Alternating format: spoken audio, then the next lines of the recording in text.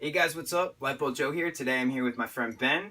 We're going to discuss our 15 years worth of history together, our origin story, and we're going to talk about some Love Simon. Because that's what you're supposed to talk about with awesome people.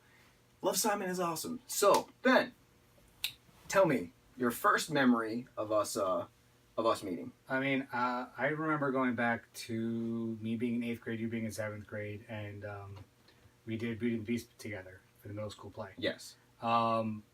I mean, I remember you being talented and getting essentially one of the top 3 leads in the play, and I got to be Uncle. I got to be who was I? Who were you? I was Belle's father. That's I was right. Belle's father. Yeah. Maurice. I was Maurice, and Right. and Marie gave me one song, and I was like, "This is a mistake. This is a big mistake." I was like, probably 5 foot tall, about 35 pounds, and I was the littlest person in the group, but I was the father. You were. Because she had to give me a role. And hindsight, she should have gave me LeFou because I was probably a lot funnier than You could have done that, yeah. a lot of the other guys that did it. Yeah.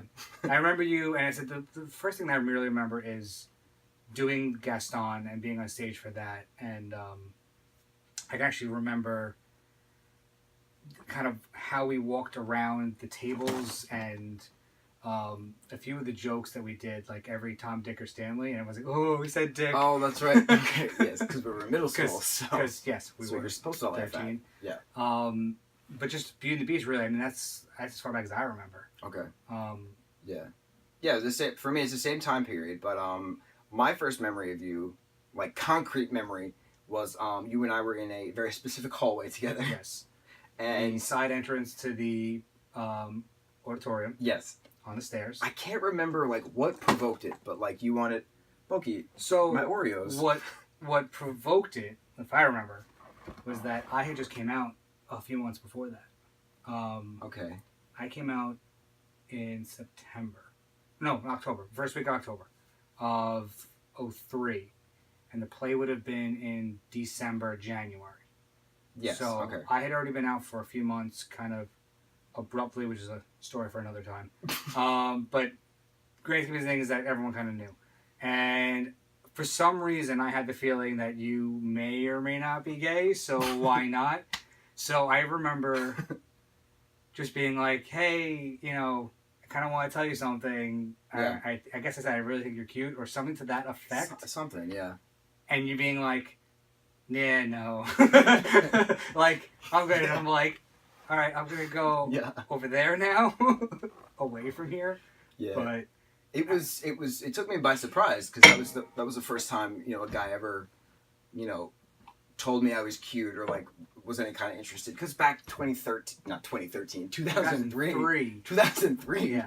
15 years ago, Yeah, that was a subject, you never talked about really. No. And like clearly now it's vastly different. And I can't wait to see 15 years from now how vastly different it'll be. But it at that point, I just was interested in girls. I was never looking at guys that way until 4 or 5 years after that particular moment. But I remember because my first thought after we went back into rehearse, I was like, that took a lot of courage. Like for you to literally just pour your soul out and say, hey, I think you're cute. Do you like guys too? At such a young, vulnerable age, 13, 14 years old, still trying to figure out. I mean, you figured out at that point. Yeah. I didn't. I had no. And I didn't No have, questioning. I didn't really have a choice. I had to be like, once people knew, it was like, this is it. Yeah. I kind of did. I mean, I obviously had a choice, but it was kind of, this is how it is. And Yeah.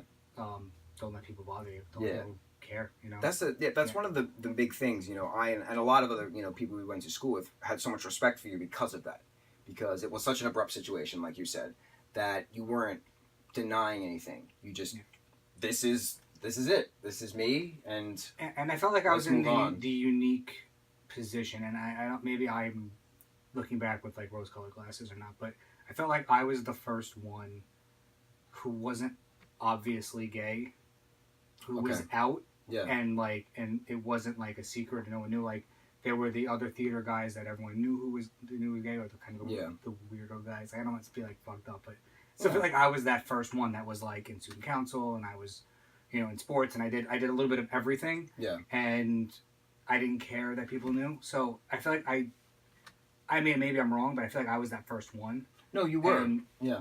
You know, and it did open a lot of doors for a lot of other people. It did. Yeah. So I like to take pride in that, but I don't know should. if I'm like looking back on it like, oh well, maybe I think I was the first one, but I really feel like I can't think of anyone else. No, yeah. That really, I can think of guys now that are gay, but they weren't out then. So. Yeah, no, yeah, but that doesn't count. Yeah. I mean, like, you were that first push for everyone. You were that first marker. And you were like, oh, if Ben can do it, then maybe it isn't that difficult, kind of a thing. So, moving on into high school then, you know, you're a year older than me, so you're always a grade older. We had a math class together. I was in 10th grade, you were in 11th grade. Which had to have been... I don't remember what math it was. It had to have been math B. Like trig, maybe? We didn't have like trig. It had to be math B. It had to be like A and B, because A was... I really don't remember. If A was ninth and half a tenth, and then 10th into 11th would have been math B. Okay. And then, because I did pre-calc senior year, so there's nothing in between. I didn't take stats or anything. We didn't take stats. Was stats a thing? There was a thing, but I didn't take it. I didn't take it either. So it had to have been math B. Okay. Which would have been the second... it had to be math B. And that was Miss Garofalo's class. Yes. Because she was like in her 50s, blonde hair. Blonde, yeah. She still teaches there. And I can remember 90% of that class being your grade. Yeah. You know, I remember where I sat in that class. I sat to the right and up front. Yeah, and I was left and back. Which is why I don't remember you, because you were behind me. So if you were behind me, I don't know. Yeah, I would always goof around. So I'm not using that math currently. Most of us, I'm going to say 90% of us aren't using that math. B, no. So, what do we need to know it for? Yeah, I would pass notes with Kieran all the time. Like, we would just like draw stupid doodles or something, or drawing our pants. That was the thing back then. You were drawing your pants. God, good old 2000s. I was with Tom DiGiuseppe. I feel like Jen Larson was in that class too. Maybe. Because Jen and I got close around that time. Okay. And we got a lot closer the next year, and she went to Binghamton with me. So yeah, I had known her really well. But I feel like that was one of the first classes her and I were actually friends with. Okay. Yeah, that makes sense. I don't remember I don't remember any specific you and me things then. Not so much in that math class, no. But like we knew each other, we were friendly. Like it was always like, no, there's Joe. Hey Joe. Yeah. Hey, what's up? Yeah. Kind of a thing.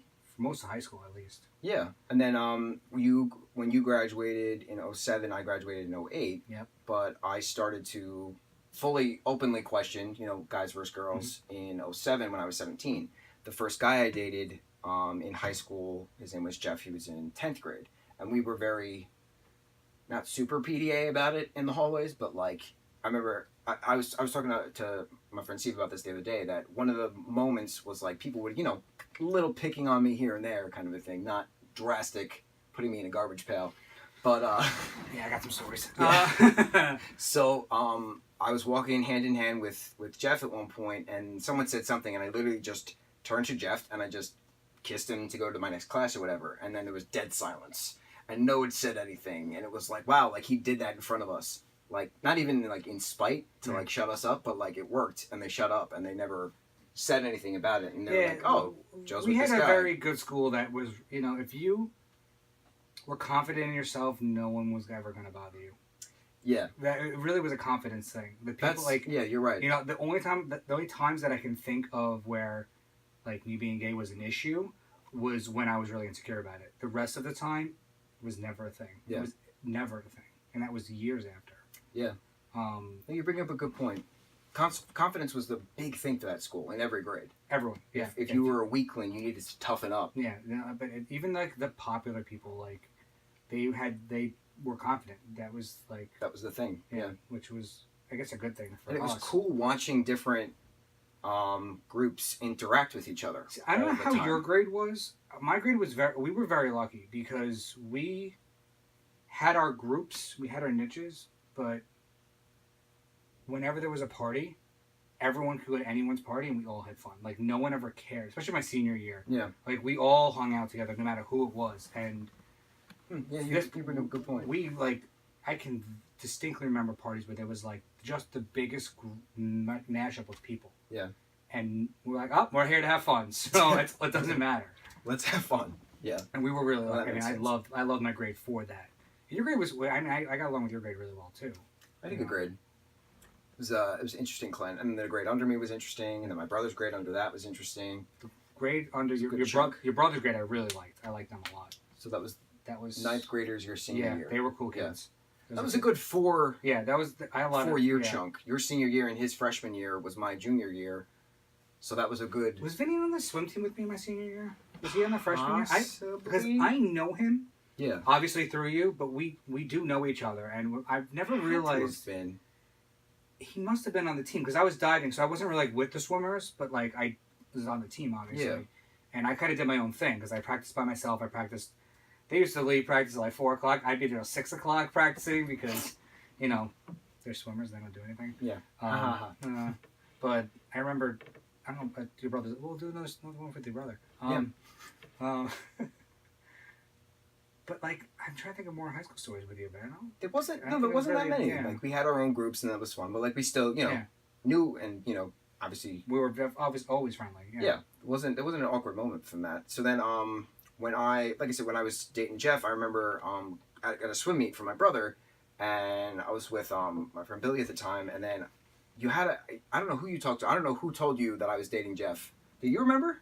Nope. I don't remember this at all. All right. So it probably was Billy because Billy and I were friendly. Yeah. Had to have been. So you wound up at that swim meet, and you like tapped me on the shoulder, and I turned behind because it was like those hot bleachers from hell in that sauna of a swimming pool. And you were like, I knew it years ago that you were gay. And I was like, like, glad you knew before me. My gaydar was apparently way more fine-tuned than I thought it was. Like 4 years, yeah. Preemptively. Yeah. Who would have thought? But I remember that because you had this big grin on your face. Like, I told you so, but like not in a spiteful way, but more like, I knew it. Like I was more proud, I think, than anything else. Yeah, like, that's what. Yeah, pride. He's gay. Yeah, like when aliens from Toy Story, one of us. Thing. So that was the gist on that. So then life went on. You went to school. Yeah. I did acting things for a long time.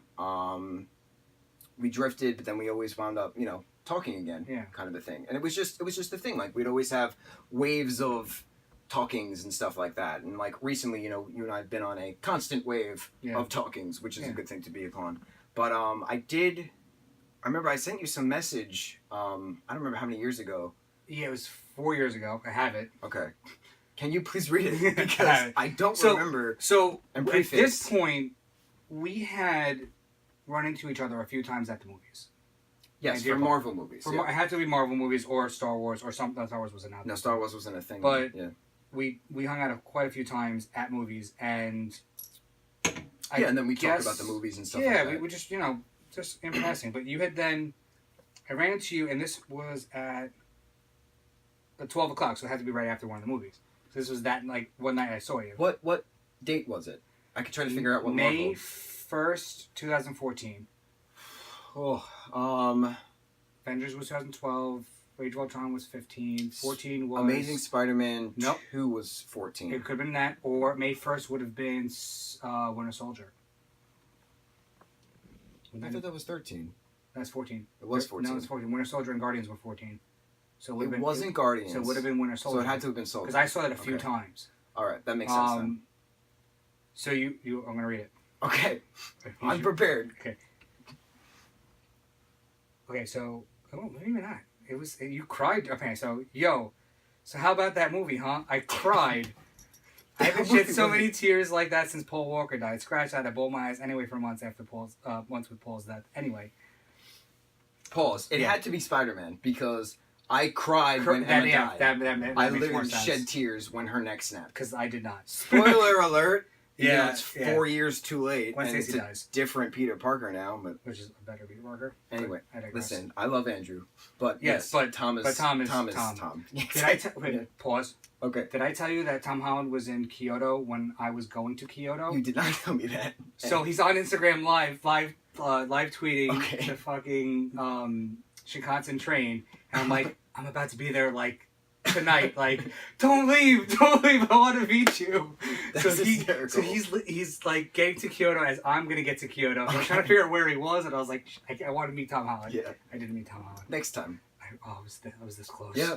I'm boss. Anyway. Okay. Cried my eyes out. Truly was also running into you after the movies. It's funny too because I had a terrible dream last night about some dudes I graduated with and got to thinking about high school and friends and crushes and such. And yeah, so it's funny to run into you the day after I reminisce about past high school peers. Ha ha ha. Sounds like me. Yeah. Yeah. I need to be completely honest with you, dude. You were the bravest kid I knew growing up. I just said that. You came out at such a young age. I still have no idea what I wanted until my senior year. I'm actually still indecisive, believe it or not. LOL. This was 4 years ago? This was 4 years Okay. ago. But you're really amazing. You were and still are so confident in yourself. You didn't take crap from anyone, and I applaud you, XD. And thank you as well. I seriously mean it too. ... Yes, you may have had a crush on me at one point, and I may have had one on you at another point, probably without you knowing. But I say there's a reason. There's a reason to our paths crossing again all these years later. I honestly don't know when the last time we spoke was, but yeah, if you want to chill some time and catch up, then talk, then by all means hit me up. But I will be asleep when you're out of the theater and reading this. So you saw the movie first. Oh, okay. So that was that paths crossing thing. All right. Haha. More haha. Really was great to see you again, dude. I'm glad you're open to hugging. Joe Masiello. I did. I gave you a big hug. Yeah. I remember that. Yeah. Okay. And then your phone number, and then at lightboltjoe. Yes. So not too different from now. But no, yeah, I still don't know when. that way. I still don't know when you had the crush on me though. So that would be a nice thing to go over. It had to have It been had to have been towards the tail end of high school. probably during that your senior, my junior Yeah. then. Because we were in the same math class. Yeah. I don't have a time frame though. Yeah. Like, if it was Yeah. weeks, if it was months. But at But some it had to point, have been that at time. some point, Had to have been that time. Yeah, going back to exactly what I said. Yeah. On two different fronts then, from 4 years ago Yeah. and just now. That confidence was always a big factor for your personality. That anytime you walked in a room, you were confident about yourself, how you presented yourself. So that's clearly attractive, that kind of confidence. So let's be devil's advocates. I had a crush on you for 3 months Okay. in my junior year. I don't know. That sounds good. it was 3 minutes and it was gone. Clearly it had to have meant some form of Something, importance. if you remember. Yeah. If I was to talk about it, Yeah. you know, 5 years, 6 years after I graduated, 7 years, Yeah, add. 8 years. We're old. Just add to it. Too many years. But that's the cool thing. And then 2015, you and I got together to go see Fury 7. Yes. Cried my eyes out again. Yeah, that was sad. 'Cause And that was one of the few movies that I horrifying went to to go watch. see. That was the third time I saw it, or the second time I saw it. I saw it 3 times. I know that. Then I was with I my don't dad. I saw it remember. with you, and I saw it another time. With I someone else. saw it so many times. And I cried. And but it still gets me every time I watch that. I whole know. movie. The thing that really catches me off guard with that film is that the aftermath of the soundtrack. Because Yes. here you have these brawlic muscle bros on the island, right? Blasting See You Again Yeah. from Wiz Khalifa and Charlie Puth, which is a horribly tragic song about loss. And that was the theme song for Paul. It was like the #1 song on And YouTube. Years. Probably almost still. It's got to because hold it a was- record up yeah. there for the billions of whatever that Views marker and is. stuff, yeah. But I will never forget the aftermath of that movie on a pop culture front, because you have all of these guys posting about, oh, car meet up at Robert Moses this day, car meet up at Jones Beach this day, car meet up, you know, down Ocean Parkway this day.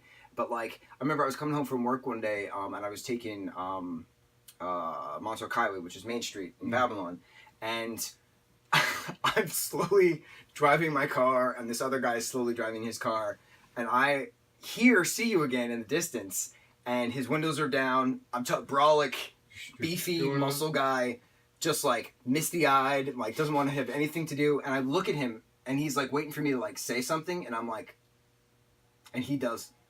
And like, that's it. That's all we needed to do. We were on the same page. And I was like, who would have thought that that tragedy would have brought so many people together from different walks of life, reminiscing and in just complete remorse about that loss, that it was so sad, and everyone, you know, mourned in their own way. And for me to have that moment with a complete muscled out stranger while our cars passed in gridlock traffic was just so cool.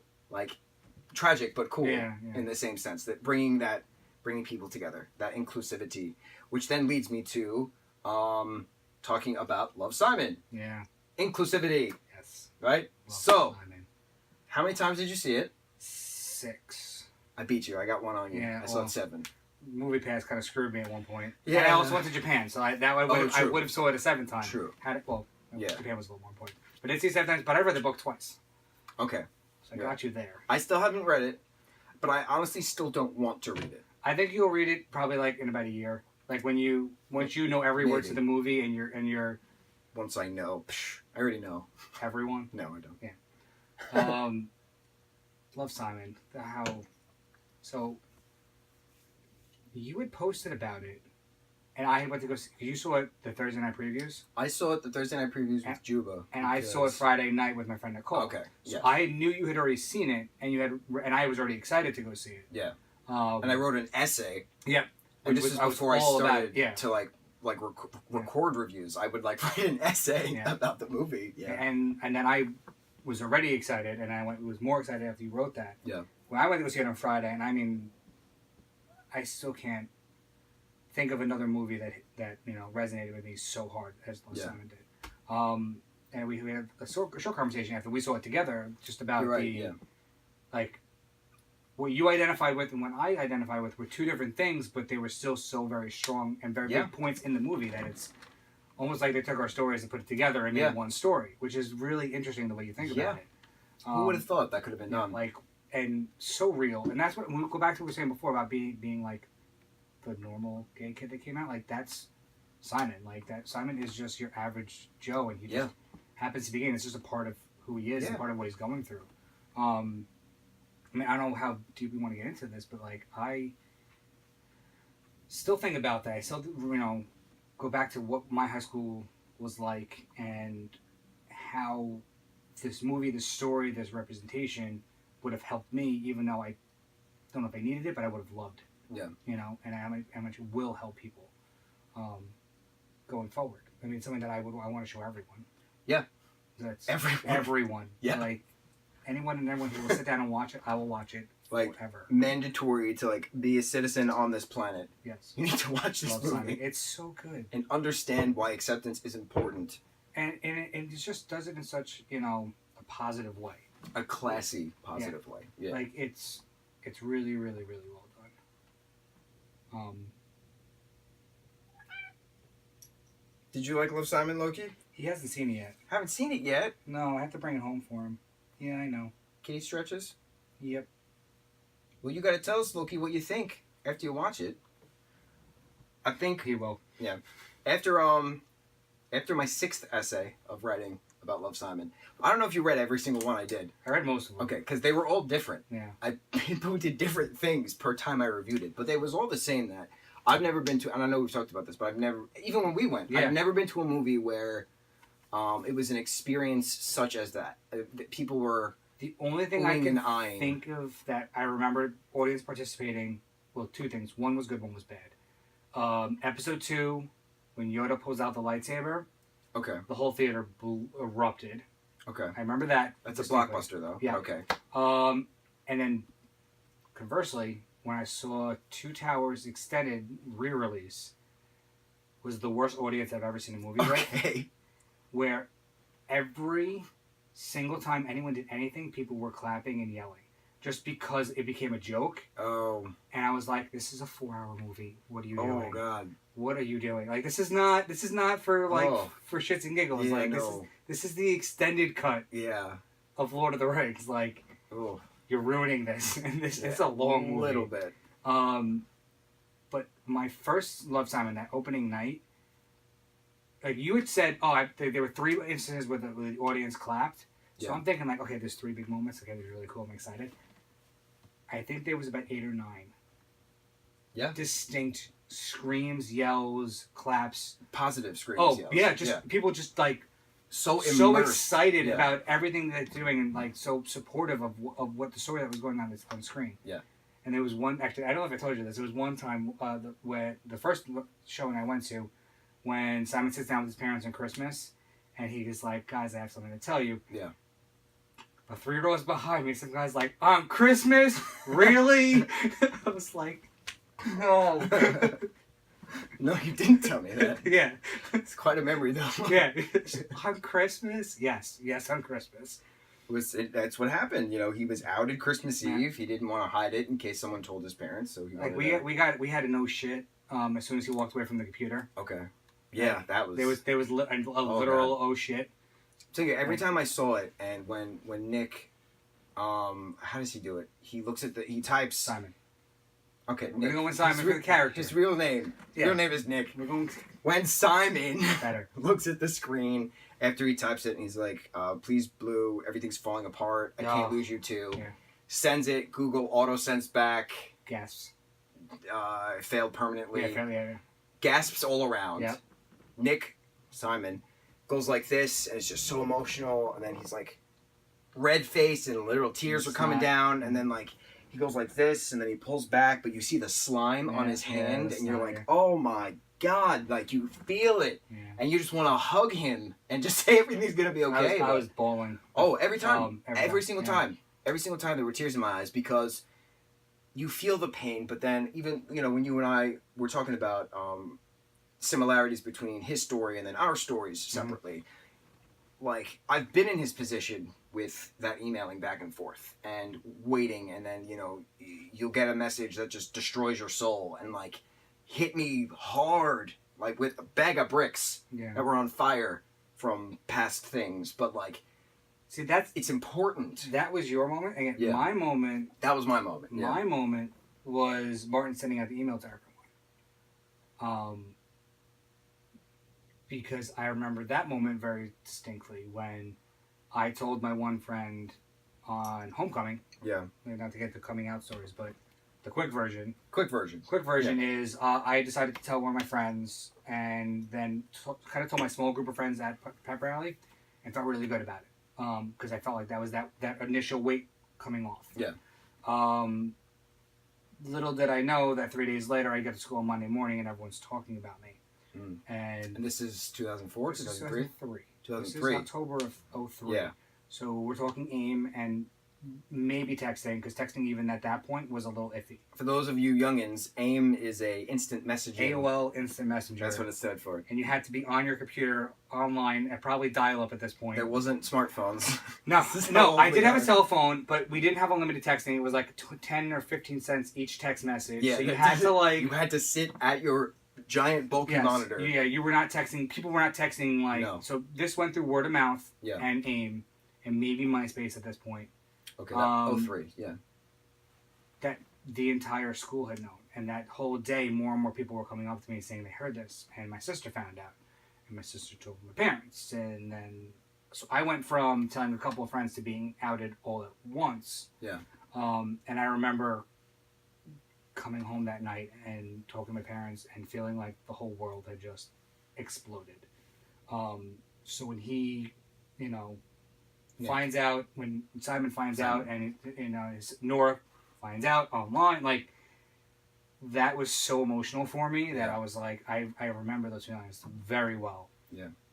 And just like Simon, I had said to myself, well, it's out there, it's true, like, there's no point in making this a lie or making this a big deal, like, I'm just going to be myself. Yeah. And I did that.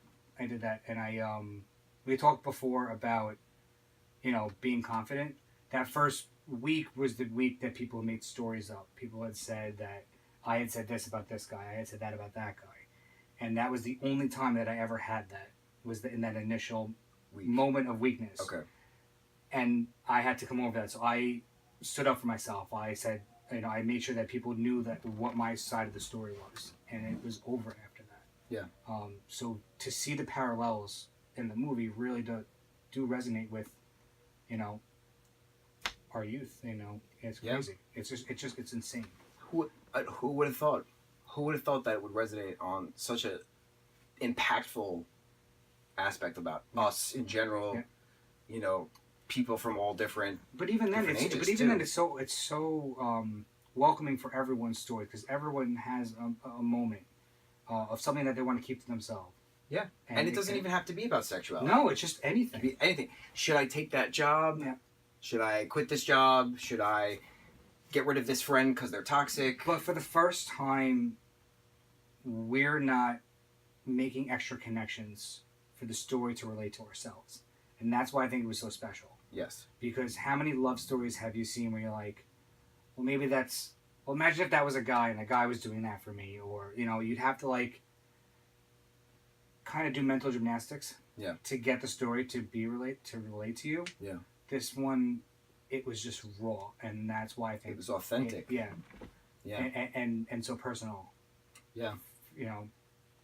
No, I for agree. us. I think the way that the film is now, Simon was in March, coming out story. April we had a girl coming out in Blockers, that new comedy, which I didn't like, but I liked that coming out story of hers. In April we also had Truth or Dare, which involved this gay Asian kid. Did you see Truth or Dare? I didn't see it. Okay, I'm not ruining anything by saying I was across the world for 2 weeks in April, so I missed some movies. You missed some movies. It was a long, extended version of an episode of Teen Wolf. That's what it felt like. But one of the main characters in that group of friends is this gay Asian kid, and one of his truths was to come out to his dad, or he would literally die. And he came out to his dad, and he lived at that particular moment. But I love that these 3 back-to-back movies had different coming out stories in a normalization. Yeah. That was all these kids in their teens and 20s, and they're like, who cares? There's other crap going on. What I've been thinking lately, Beautiful. What I've been thinking a lot lately is that we see shows like Roseanne, where they have the son who's cross-dressing, and then you have... I haven't seen that yet, but... Champs or something like that. There's another one where there's like this very obvious gay kid. Oh, the Mindy Kaling show. Yeah, I guess, yeah. Yeah, but she I don't know. Champs? I don't know. Something like that? It's a boxer thingy. But we're seeing a lot of that lately, and what I'm waiting for is the Love Simon on TV, too. Yes. Where there's... Like, let's say, like, for a bad example, but an example. Let's say Axel had just happened to come out on the middle. Like, because I know you would enjoy that. Just for, like, the most... But, like, just like you're right... Like, just an average kid that happens to come out and go through that story on an arc of a season, on a comedy or something that's just, like, accessible to... Yeah. You're talking on the non-effeminate... Yes. Gay male. Yeah. That's okay. Yes. I see what you're saying. On which is like network mainstream. TV, has that. So it'll happen. That's the thing. But I said it's funny that they have the more stereotypical gay guys the time. I think it's because that's what people are used to seeing. Exactly. But I'm waiting for the changeover. It's good you say that. Because like on Greek we had one of the main characters who you didn't know, and that was really great. But that was ABC Family. And they could do that, which is freeform now. Yeah, but that was so. I'm interested to see where it goes on, like network TV. It's going to start the end of this year.